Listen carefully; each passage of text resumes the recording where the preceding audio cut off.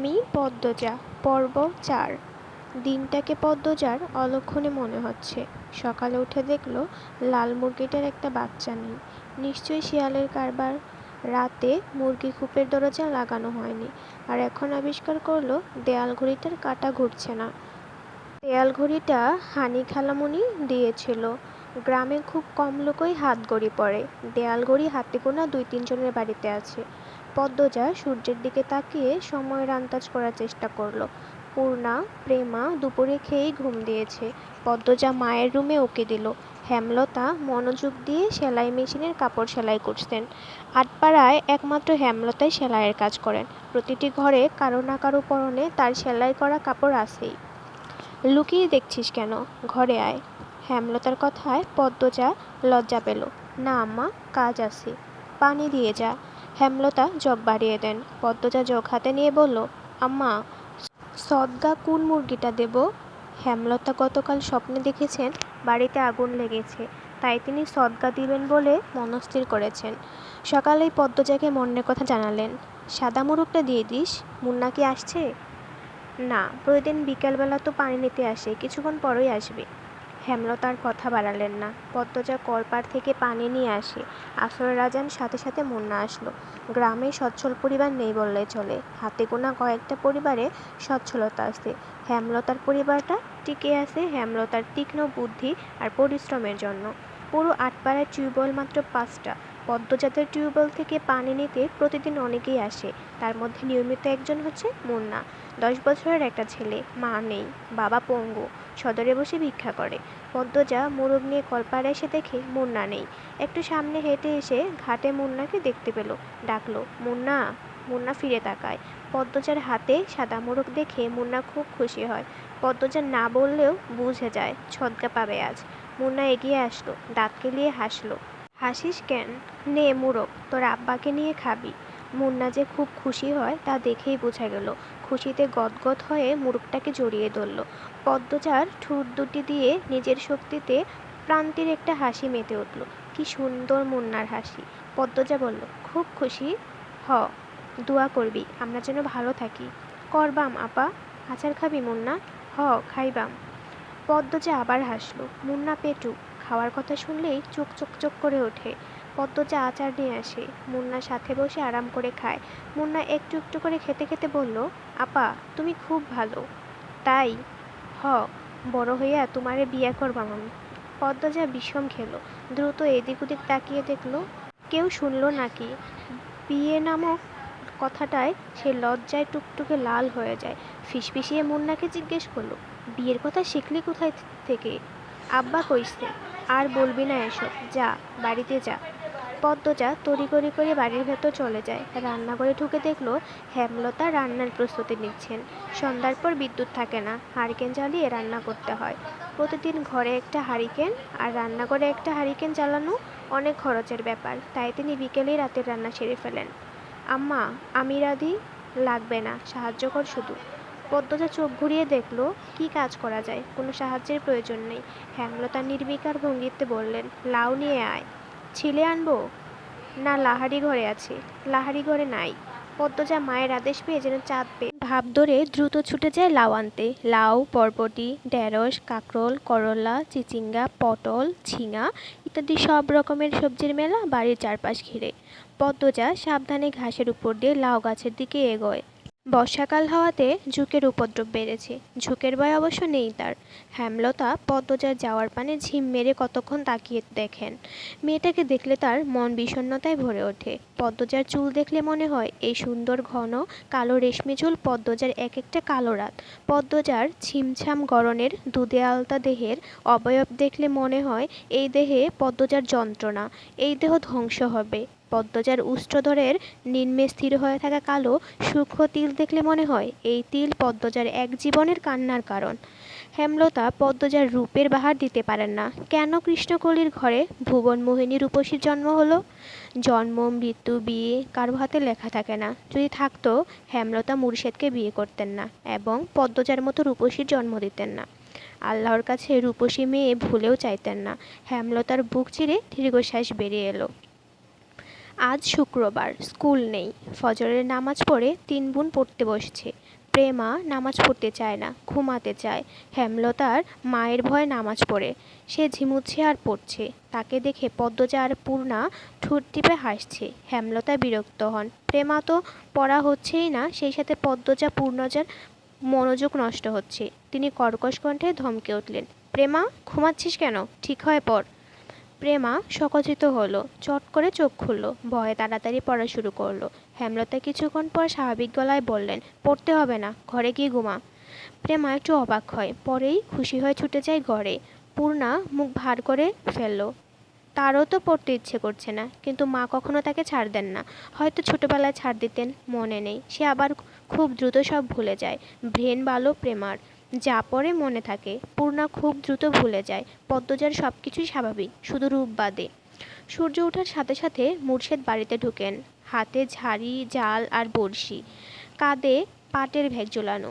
ভোরে মাছ ধরতে গিয়েছিলেন। মুর্শেদ বাড়ি ফিরলে পূর্ণা আর প্রেমা সবচেয়ে বেশি খুশি হয়। মাছ খেতে পারে অনেক। অর্থের জন্য হেমলতা খুব কম মাছ আনেন। মুর্শেদ বাড়িতে যতদিন থাকেন ততদিন মাছের অভাব হয় না। মুর্শেদ বলার পূর্বেই প্রেমা ও পূর্ণা গামলা নিয়ে ছুটে আসে উঠোনে। মুর্শেদ কাঁধের ব্যাগ উল্টে ধরেন গামছার উপর। পুঁটি, টেংরা, পাবদা, চিংড়ি মাছের ছড়াছড়ি। হেমলতা ভারী খুশি হন। পদ্মজা লতা দিয়ে চিংড়ি খেতে খুব পছন্দ করে, আর প্রেমা পূর্ণা পছন্দ করে পাবদা মাছের বোনা। মেয়েগুলো খুব খুশি হয়েছে মাছ দেখে। তিনি জানেন মুর্শেদ বাড়ি থেকে বের হতে পদ্মজা ছুটে যায় বাড়ির পিছনে লতা আনতে। শোনো লতা, আমার আম্মারে পাবদা ভুনা করে দিবা, সবজি টবজি দিয়ে রানবা না। আব্বা, আপনি বাড়ি থাকবেন, তাহলে তো প্রতিদিনই মাছ খেতে পারবো। মুর্শিদ আর চোখ পদ্মজাকে একবার তীক্ষ্ণ চোখে দেখে হেমলতার দিকে তাকান। তারপর পূর্ণাকে জবাব দিলেন, কোনো রকম অশান্তি না হলে তো থাকবা মই। গামছা নিয়ে তিনি কলপাড়ে চলে যান। পদ্মজার মুখটা ছোট হয়ে যায়। প্রতিবার বাড়ির ছায়ায় পূর্বে মুর্শেদ পদ্মজাকে রাগে কটু কথা শোনান। তখন হেমলতা মুর্শেদকে শাসান। ফলস্বরূপ মুর্শেদ বাড়ি ছাড়েন। মুর্শেদ নাকি বাড়ি ফিরল কোন দিন? মুর্শিদ গোসল ছেড়ে রোদ পোহাচ্ছিল, সকালের মিষ্টি রোদ। ঘাড় গড়িয়ে রশিদ ঘটককে দেখে হাসলেন। আরে মিয়া চাচা, আহেন আহেন, পূর্ণারে চেয়ার এনে দে। খবর কি? পূর্ণা চেয়ার এনে দিল। রশিদ একদলা থুথু উঠানে ফেলে চেয়ারে বসলেন আরাম করে। প্রেমাকে উঠানে খেলতে দেখে ফরমাইশ দিলেন, এই মাইয়া, যা পানি লই আয়, অনেকক্ষণ ধইরা দমটা আটকায় আছে।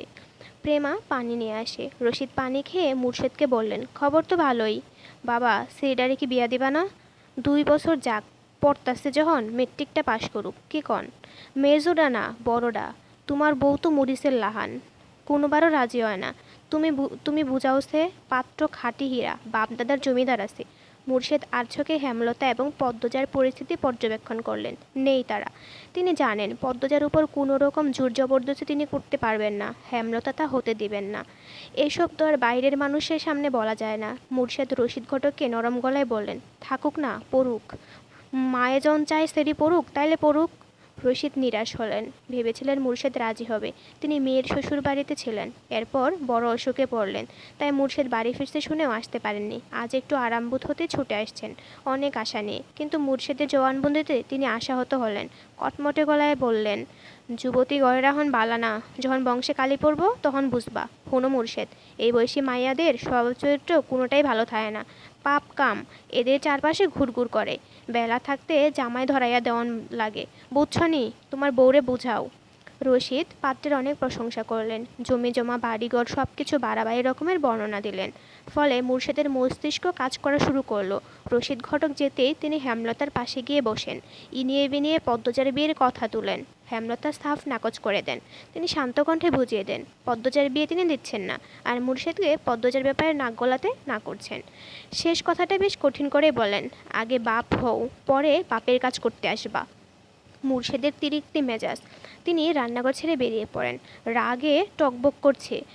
পদ্মজাকে বারান্দায় দেখে তিনি ঝাঁঝালো কণ্ঠে বললেন, সেরি যখন রূপ দিয়া নটি হইব তখন আমার ঠেঙ্গো পাইবা না। এই সেরি মজা বুঝাইব।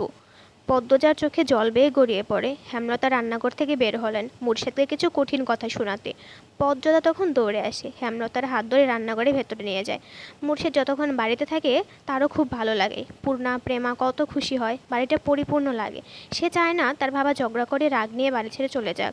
হেমলতার রাগে এক ঝটকায় মেয়ের হাত সরিয়ে দেন। তার সহ্য হয় না মুর্শেদকে। মানুষের কথা দ্বারা নিয়ন্ত্রিত হওয়া বদমেজাজি একটা মানুষ মুর্শেদ।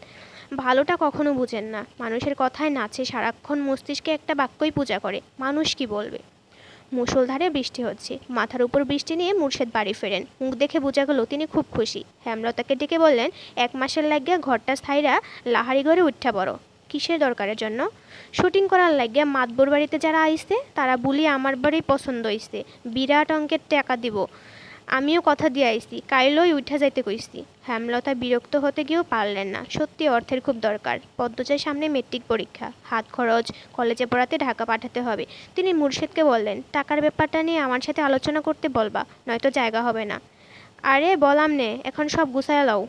পূর্ণা আড়াল থেকে সবটা শুনছে। 7 দিন হয়েছে লিখন শাহ আর চিত্রা দেবী এসেছে এই গ্রামে, অথচ সে দেখতে পারল না। হেমলতা যেতে অনুমতি দেয়নি। পূর্ণা নামাজের দয়ে খুব অনুনয় করেছে আল্লাহকে যেন লিখন শাহ আর চিত্রা দেবীকে সচক্ষে দেখতে পায়। আর এখন শুনলে তাদের বাড়িতেই নাকি আসছে। পূর্ণার মনে হচ্ছে সে খুশিতে মরে যাচ্ছে। এই মগা, আমাকে 1 কাপ চা দাও তো। মগা ঝড়ের গতিতে চা নিয়ে আসে। লিখন চিত্রার পাশের চেয়ারটায় বসে। এরপর মগাকে বলল, দারুণ চা করো তুমি। মগা কাছুমাছু হয়ে হাসলো। ভাবে বুঝে গেল প্রশংসা শুনে সে ভীষণ লজ্জা পেয়েছে। চিত্রা মগার ভাবভঙ্গি দেখে হেসে উঠল। চিত্রা হাসলে মগা মুগ্ধ হয়ে দেখে মাতাব্বর বাড়ির কামলা সে। চিত্রনায়ক লিখন শাহ এবং চিত্রা দেবীর সেবা করার দায়িত্ব মগাকে দেওয়া হয়েছে। মগা এতে ভীষণ খুশি। চিত্রার সুন্দর মুখোশটির সামনে সবসময় থাকতে পারবে ভেবে। চিত্রা বলল, তোমার ভাইয়ের নাম কি জানি বলেছিলে? 4 ফুট উচ্চতার মগা উৎসাহ নিয়ে জবাব দিল, মদন। চিত্রার হাসি পায়, অনেক কষ্টে হাসি চেপে রাখলো।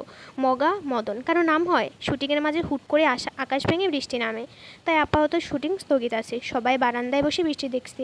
হাতে সবার রং চা। ডিরেক্টর আবুল জাহেদ দারুণ খিচুড়ি রান্না করেন। বৃষ্টি দেখেই তিনি রান্নাঘরে ঢুকেছেন। আচ্ছা মগা, এই বাড়িটা 2টা মেয়ে কোথায়? আসার পর একবার আসছিল, এরপর তো আর এলো না। চিত্রা প্রশ্ন করলো। মগা বলল, ওই যে লাহারিঘর, ওইটাতে আসে। লাহারিঘর মানে কি? মগা বদলে লিখন শাহ বলল, যে ঘরের অর্ধেক জুড়ে ধান রাখা হয় আর অর্ধেক চৌকিতে থাকে কামলাদের জন্য, ওই ঘরে লাহারিঘর বলে। বুঝা গেছে? চিত্রা চমৎকার করে হাসলো। বুঝা গেছে। মগা বৃষ্টি কমলে লাহারি ঘরে যাবে, ঠিক আছে। আচ্ছা আপা, এই লিখন যাবা? ওই সামনেই তো, আলসেমি করো না। মগা হৈ হৈ করে হেসে উঠল। না না, ব্যাঠা মানুষ লইয়া যাওন যাইতো না, বাড়ির মালিকের মানা আছে। লিখন মগার না করা ভাব দেখে ভীষণ অবাক হলো। চিত্রা প্রশ্ন করলো, মানা কেন? বাড়ির বড় সিলিন্ডারে তো আপনারা দেখেন নাই, আগুনের লাহান সুন্দরী। এই লিখন বাইয়ের লাহান বিলাই চোখা, সিলিন্ডারে স্কুল ছাড়া আর কোনো হানেই যাইতে দেয় না। বাড়ি দিবার আগে কইয়া রাখছে লাহারি করে বেড়া মানুষ না যাইতে। এই সেরি লইয়া বহুতটা ইচ্ছা আছে। চিত্রা বেশ কৌতূহল নিয়ে প্রশ্ন করলো। লিখন তীব্র ঘোলা চোখে লাহারিঘরের দিকে তাকালো। 1.5 দিন হলো এখানে এসেছে। উঠানের শেষ মাথা লাহারি ঘরটা একবারে মনোযোগ দিয়ে দেখা হয়নি। সামনের দরজাটাও বন্ধ। 2টো ছোট মেয়ে এসেছিল ঘরটার ডান পাশ দিয়ে, ঘরটার বাম পাশে পিছনে গাছপালা। বাড়িটা পুরনো হলেও দারুণ, তবে এই মুহূর্তে তার অন্য কিছুর প্রতি তীব্র কৌতূহল কাজ করছে। উপন্যাসটা আপনাদের কাছে কেমন লাগলো অবশ্যই জানাবেন কিন্তু, আর ভুল ত্রুটি হলে অবশ্যই ক্ষমার দৃষ্টিতে দেখবেন। ধন্যবাদ সবাইকে।